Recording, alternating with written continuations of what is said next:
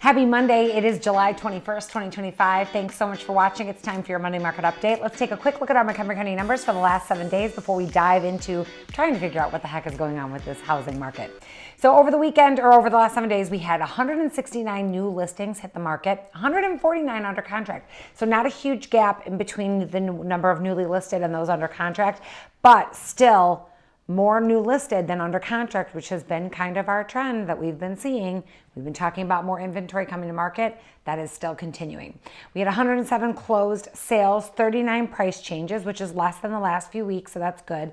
0 expireds and 51 currently on the private network. Now, when we're talking about housing right now, we're talking about it nationwide because, believe it or not, what's happening in Florida, Texas, and other states is also going to affect what's happening here in Illinois. Now, housing affordability is still the biggest problem that we have. Now, that is related to a couple of different things. One is the baby boomers and what we're calling the gray tsunami, as those people retire and age and want to move or are actually staying in their home. So a couple different things happening there. We've also got about 7 million unit shortage in this country for housing. So we've got a lack of building happening, and that has to do with interest rates. That also has to do with tariffs, and there are a few different factors leading us to still be so undersupplied.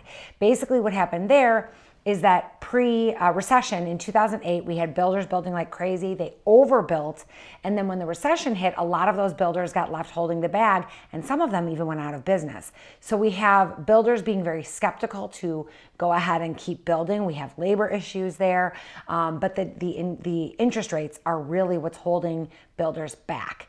We don't need interest rates in 3, 4, or 5s. Even 6% would be very helpful. A lot of these builders need to get loans in order to continue building. There are some estimates that, according to Housing Wire, home builders have a massive backlog of homes that they haven't even started yet due to the Federal Reserve's policy of keeping these interest rates higher. Now, affordability is a big problem with the housing market. Housing is a huge problem in the United States. It's been a huge factor in many of the elections, the local elections, the federal elections. Trump was elected largely because inflation was a problem, and people felt like Trump was going to be able to get a handle on inflation. Now we've got the tariffs, which are not making that better, certainly, and the Federal Reserve policy, Jerome Powell, holding firm on not making any Federal Reserve cuts. Now, there is some speculation that he will make a cut this month, potentially in September as well. Some are hoping for 3 cuts this year. Right now, we've got interest rates holding in the high 6s, low 7s. That's from Freddie Mac. March, we were in the mid 6s, and that made a huge impact on our housing market. We saw a lot of buyers come out of the woodwork and put homes under contract. We had a great spring, and then ever since mid to late June, we've really slowed down and hit the brakes. We're seeing some inventory build up, and that's largely due to affordability. With interest rates holding higher in those high 6s, low 7s, and that's what Freddie Mac is loaning that. That's not what the consumer is actually going to get. When a consumer goes to apply for a loan at a bank or with a lender, the lender and the bank have to make money, right? So they're not going to lend at what their cost of money. They won't make any money. So what the consumer is actually getting is low 7s, mid 7s. And that's making it really difficult for them to make the decision to buy a bigger home. Now, that coupled with the higher interest rates, now the prime rate is what is going to affect where the builders are borrowing at. So if that prime rate comes down, we will see more building happen. And then we will also see that have an effect in a couple of different ways. One of which is that people here in the Midwest often want to move to Florida. In areas that we're seeing more building happening, we're seeing prices come down, and it's more affordable for people to move to those areas. So right now, we have a big problem with people who want to move out of the state here. Maybe they raise their kids here. They are that baby boomer age. They would like to move to Florida, but they can't afford it. It's gotten too expensive. So we need builders to continue building both there and here in order to make up for the shortage that we have in housing.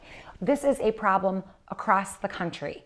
We need builders to build more. We need interest rates to come down to spur the economy. The feds like to watch 2 different indicators for where they chart and what they make decisions on, which is inflation and jobs. That's what they like to look at, not housing. Yet most Americans are more concerned right now with the cost of housing than they are with unemployment or with inflation. Inflation does seem to be coming down. It's at a more acceptable rate than it was in a couple of years ago. And so we really need those rates to come down. So hopefully they will come down at the end of this month. Feds will make a cut. Of course, we know that does not directly affect the mortgage rates, but it should affect builders being able to build, and it should affect some of the economy, some of the rest of the economy to be spurred and get some people off the fence and moving.